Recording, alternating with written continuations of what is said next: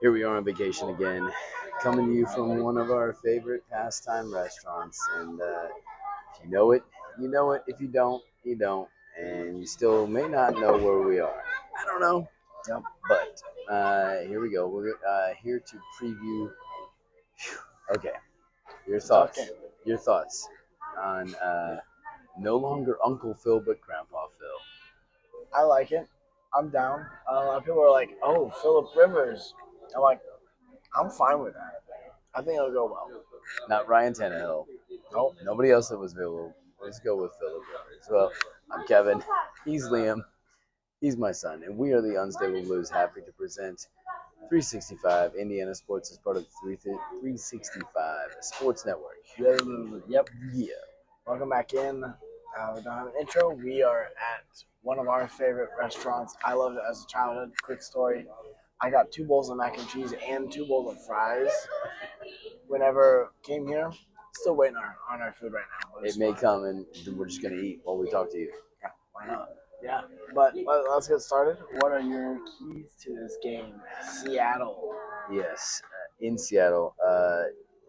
My first key to the game, I'm going to hit you with what I always do: protect the ball, take the ball. So important, especially with a new, And I'm gone. and we're going to get food right now.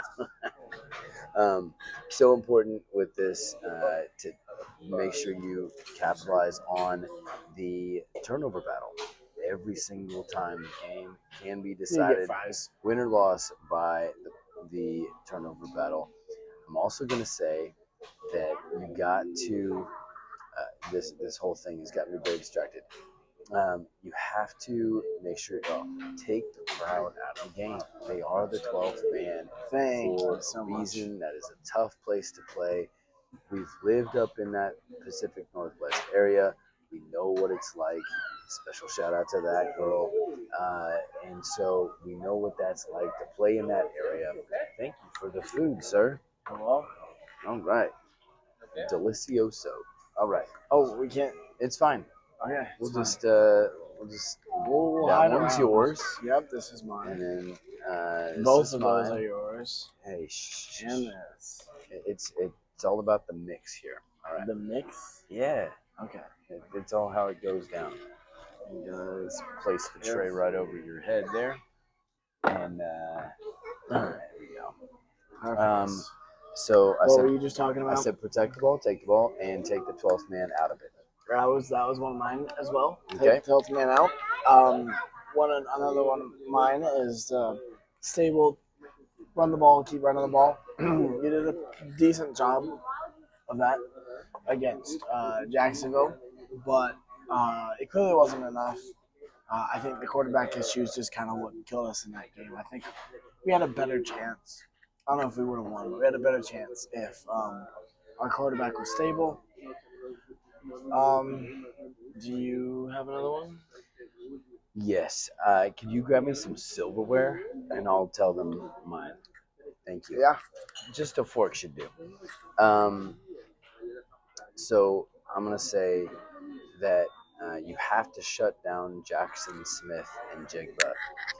He is the number one receiver in, thank you, the NFL, and so your number one corner has to shut down Jackson Smith and Jigba, and right now is clearly Ward because Mooney Ward because Sauce is still out.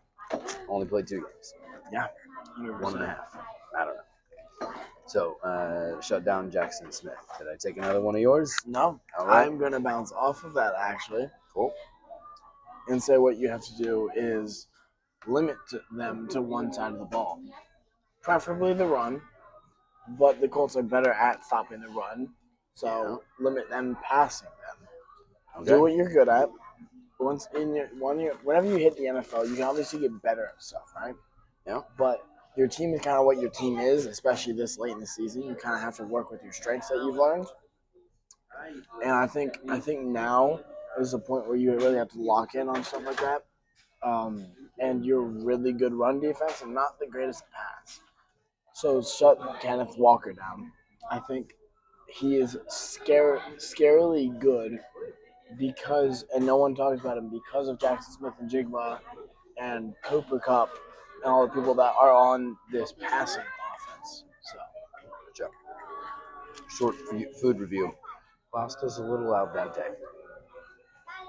A little undercooked. You know what the al dente means? yes. Undercooked. Yeah. Chicken's decent. Right. Better. It was better tonight where we were. Definitely better than that. Well, I mean, it should be. I mean, the chicken tenders you had earlier cost a lot more Yeah. than what you're eating now. Yeah. But these fries are just Really good. classically underrated. Very, very good. All right. You have another one? I mean, I think we kind of said it all. So let's go to matchups to watch. All right. Mooney Ward versus Jackson Smith and Jigba. Didn't take my key to the game, but you did take my matchup. And I got one more. Only one more, huh? One more that I could that before I bounce it back to you. All right. It's kind of a weird one. JT versus Kenneth Walker. Okay. Who's gonna win in the running back battle? Who's gonna succeed more on that side of the offensive ball? Okay. I will say though, I want honey mustard's really good. I want to see pressure put on Sam Darnold. And so that defensive front seven against the offensive line of Seattle, I think, is a key matchup to watch, because if the Colts can get pressure on him, I know it's kind of a key of the game there, but lacing it in there. If they can get pressure on Sam Darnold, I think they can turn him back into the pumpkin bit. I think everybody's kind of waiting for him to turn into. Maybe I'm wrong. Maybe people are totally bought in to, he reinvigorated his career, and Kevin O'Connell was a genius. Not that he's not, but I think that the Colts defensive front can make it that he isn't. Yeah. I think kind of once again bouncing off of you, I think if we don't bring pressure, then the coverage sacks. So the matchup that you would say here is the whole secondary versus Sam Darnold's eyes. And in all reality, I think we go even more specifically to our best defensive back right now in Cam Bynum versus Sam Darnold's eyes, because I don't think that's a far stretch to say that Cam Bynum is our best secondary person right now, because he's done exactly what he's needed to. Right. And Nick done Cross has as well, but Nick Cross hasn't needed to do as much because Bynum is there. Right. Yeah. So I'm gonna go specifically Bynum versus Sam Darnold. Lovely. Sorry, I kind of caught you in the middle You of a bite. pulled the waitress trick where they always come up where you got a bite in your mouth and they're like, "Hey, how is everything?" And you're like, and it doesn't matter if you needed napkins. You're not gonna get them until next time because she caught you with your mouth full. Matchup. I'm going to say I took a lot of good ones here.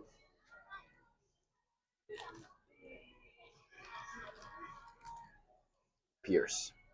Alec Pierce, ability to stretch the field. Their secondary is good. It's not the Legion of Boom, but these are not the days where that works anymore. And so, but they are very good. Their coach, it comes from a secondary background. So I'm going to stretch that field. And I mentioned coach. You have an offensive-minded coach. This is a defensive-minded coach. And one is in his third year and one is in his second year. So what's going to happen here? Two head coaches, very similar yet different, and both younger. Yeah, both younger than the Colts' potential starting quarterback. I have one more, and it's one that we've kind of said all year. Tyler Warren versus who? We don't know. Who can do it? No one has proved to do it yet. Right. All right. Then that leads us to our player to watch presented by Underdog Fantasy Sports. We don't have a thing because we're not at home, but you can go out and take a look at Underdog Fantasy Sports. Maybe you think that Phillip Rivers doesn't have a chance, and you think that somebody on the Seattle Seahawks is going to have 3 sacks. You go on, maybe you think Kenneth Walker is going to tear apart the Colts defense and go off, right? Okay. Maybe you think this is JT's big bounce back game, and he's going to shut them up with 3 tutties. You can stack all those together. You can put them with other games. Maybe you think Fernando Heisman is going to win the Heisman because he should, because, you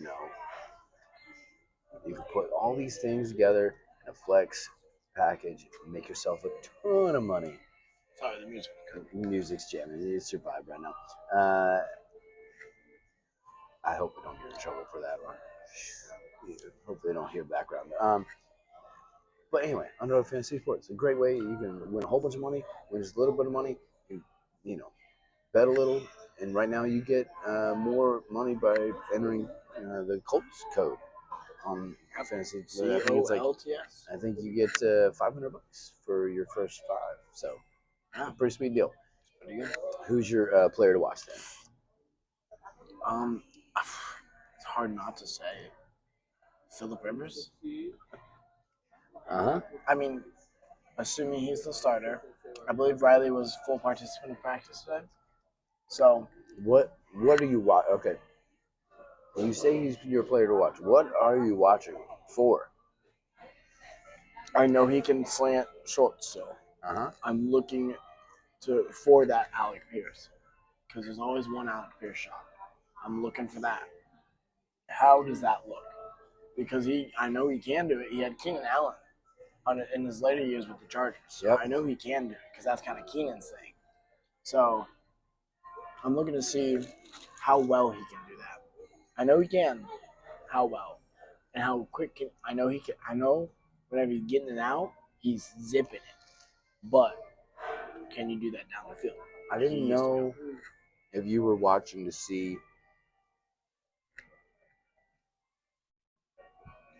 if he had butterscotch in his pocket, or if he had a diaper on, or if he could still sling it. I didn't. Just got to clarify that. Yeah. Going off of that, my player to watch is going to be Josh Downs, because you look at what Joe Flacco did. His first first game he came in. It was his first start when Anthony Richardson was hurt last year. He started against the Titans, and Josh Downs had a huge day because as a veteran quarterback, you understand what a key that your slot guy can be, what a safety valve he can be. But you also mentioned how much Phillip Rivers loved the tight end position. He had a great one. Played with one of the best. So, but I'm going to stick with Josh Downs as my player to watch because I think that he's going to become a really good safety valve. He's going to get a lot of dink and dunk passes that, Phillip is famous for. Yeah. So, prediction time. Who's going to win and what's the score going to be? Seattle's going to win. I'm going to go big score difference so I don't get disappointed. 35-50. No. 19. 35-19. It's 3 games in a row. The Colts have scored under 20 after not scoring under 20 the entire season. Mm-hmm. All right. I am not superstitious. I'm just a little stitious. And so I'm going to say Seattle wins, but I'm going to say it's going to be – I'll give you a really odd one. 33-27.